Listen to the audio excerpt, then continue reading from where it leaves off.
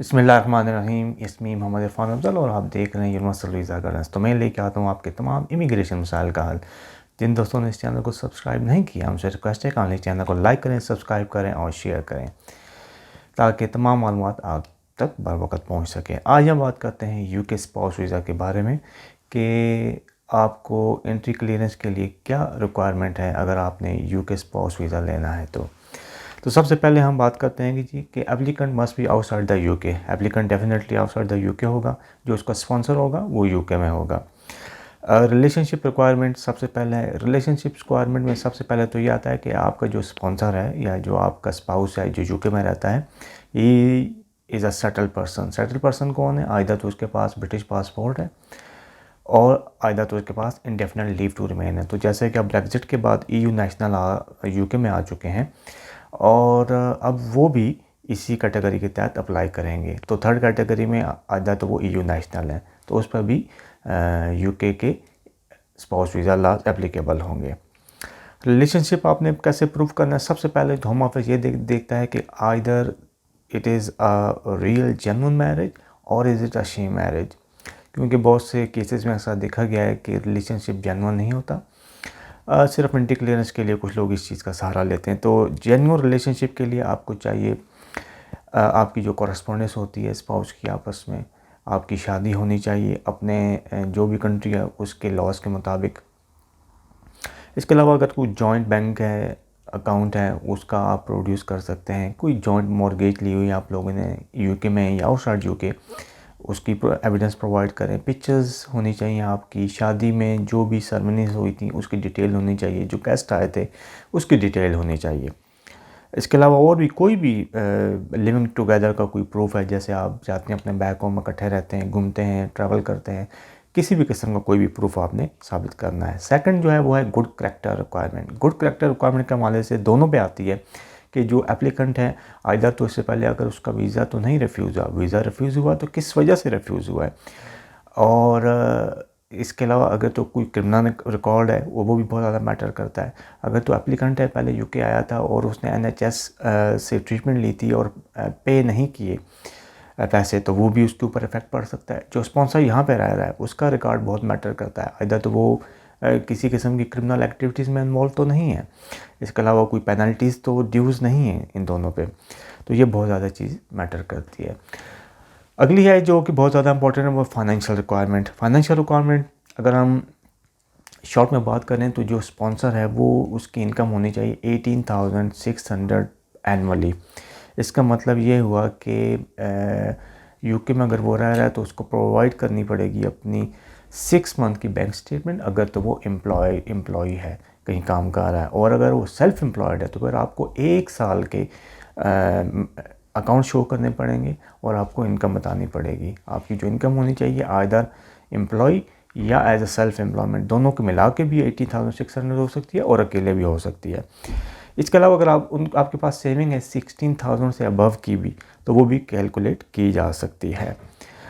इसके अलावा अगर आपके कोई बच्चे हैं तो फिर ये 18,600 बढ़ के पहले बच्चे पे हो जाएगा 3,800 एक्स्ट्रा पाउंड। इसके अलावा every another child included 2,2400 on the top. तो ये आप जितने बच्चे हैं उस हिसाब से आपको कैलकुलेट करना पड़ेगा।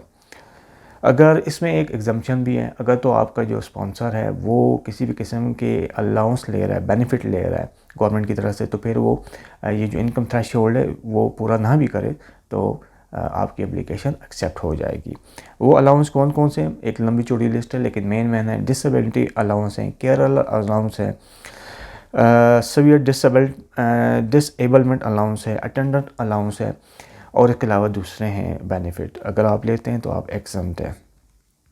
अगली इंपॉर्टेंट जो है वो रिक्वायरमेंट वो अकोमोडेशन कि जो आपका स्पॉन्सर है क्या उसके पास इनफ जगह है आपको वहाँ पे अगर आप जाएंगे तो आपके लिए कोई इनफ एकोमोडेशन है कि नहीं। इसका सबूत आपने देना है किस तरीके से, इसका सबूत आपने देना है टेनेंसी एग्रीमेंट के हवाले से देना है कि आपका टेनेंसी एग्रीमेंट है, और बेहतर है कि आप सर्वे रिपोर्ट भी लगाएं। सर्वे रिपोर्ट आप स्टेट एजेंट बना के दे देते हैं या सोलिसिटर भी बना के दे देते हैं। एविडेंस आपने प्रोवाइड करनी है कि आपका जो स्पॉन्सर है वो इस काबिल है कि वो आपको अफोर्ड कर सकता है और आपकी एकोमोडेशन को अफोर्ड कर सकता है। इसमें एक चीज़ मैं बताता चाहूँ कि कुछ लोग इंडिपेंडेंट प्रॉपर्टीज़ नहीं लेते, वो सिंपल सा एक घर ले लेते हैं और उसके अंदर कोई रूम होता है। तो रूम के हवाले से सर्वे रिपोर्ट बहुत ज़्यादा इंपॉर्टेंट है। वो रूम जो है ना एक तो बड़ा होना चाहिए, और इसके अलावा बाकी जितने भी टेनेंट्स हैं उसके बारे में आपको मालूम होना चाहिए कि कौन कौन इस घर में रह रहा है। उन तमाम की आपको इंफॉर्मेशन प्रोवाइड करनी होगी एप्लीकेशन फॉर्म में। नेक्स्ट है इंग्लिश रिक्वायरमेंट। इंग्लिश रिक्वायरमेंट है A1 आपने पास करना है, एप्लीकेंट ने पास करना है। इसके लिए भी एक एग्जाम्पशन है। एग्जाम्पशन ये है कि अगर आप 18 साल से छोटे हैं और 65 ईयर्स से अबव आपकी एज है। इसके अलावा अगर आपका कोई मेंटल हेल्थ इशू है फिर भी आप एग्जाम्प्ट है, लेकिन उसके लिए डॉक्टर का सर्टिफिकेट होना ज़रूरी है। बहुत से कंट्री के लिए ज़रूरी है कि वो TB टेस्ट उनका होना चाहिए। पाकिस्तान, इंडिया और बांग्लादेश इनके लिए मस्ट है कि आपका TB जो टेस्ट है वो नेगेटिव में आना चाहिए। इसकी जो फ़ीस है आजकल फ़ीस दिन ब दिन बढ़ती जा रही है। एट द मोमेंट फ़ीस है 1523 पाउंड। और इसके अलावा आपने इमिग्रेशन हेल्थ सरचार्ज पे करना है जो कि 2.5 ईयर का होगा। सो पर ईयर 624 पाउंड, तो ये 1560 पाउंड तकरीबन ये बनता है। On the top application fees बनती है। अगर आप रिप्रेजेंटेटिव हायर करते हैं तो उसकी अलग फ़ीस होगी। तो ये एक अच्छी खासी फ़ीस है इसकी। ग्रांटेड वीज़ा जो होगा वो 30 मंथ का होता है। इनिशियली आपको वो देंगे 30 डेज़ का वीज़ा देंगे कि आप यूके में एंटर हों, और आपने फिर अपना बायोमेट्रिक रेजिडेंट कार्ड कलेक्ट करना होगा अपने लोकल पोस्ट ऑफिस से। अगर आप का वीज़ा रिफ्यूज़ हो जाता है तो राइट ऑफ अपील है आपके पास। इसके अलावा एक्सटेंशन फिर आपको मिलेगी 30 मंथ की, और उसके बाद आपने इंडेफिनिट लीव टू रिमेन के लिए अप्लाई करना है। लेकिन जितना भी अर्सा आप स्पाउस वीज़े पर रहेंगे आपको ये तमाम रिक्वायरमेंट पूरी करनी पड़ेंगी।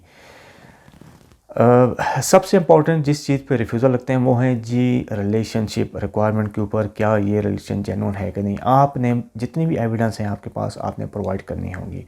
मैक्सिमम एविडेंस प्रोवाइड करें, पिक्चर प्रोवाइड करें, हो सके तो अपनी शादी की वीडियो भेज दें, आपकी कॉल रिकॉर्ड। अगर आप पैसे भेजते हैं एक दूसरे को तो वो एक दूसरे को भेजते हैं तो वो भी आपने लगाने हैं। रेमिटेंस रसीद लगानी है, जॉइंट अकाउंट है वो लगाना है। इसके अलावा आपकी रिलेटिव जो हैं उनकी अगर स्टेटमेंट है वो भी लगा सकते हैं। मीन के आपने अपने रिलेशनशिप को जेन्युइन प्रूव करना है। That's the most important.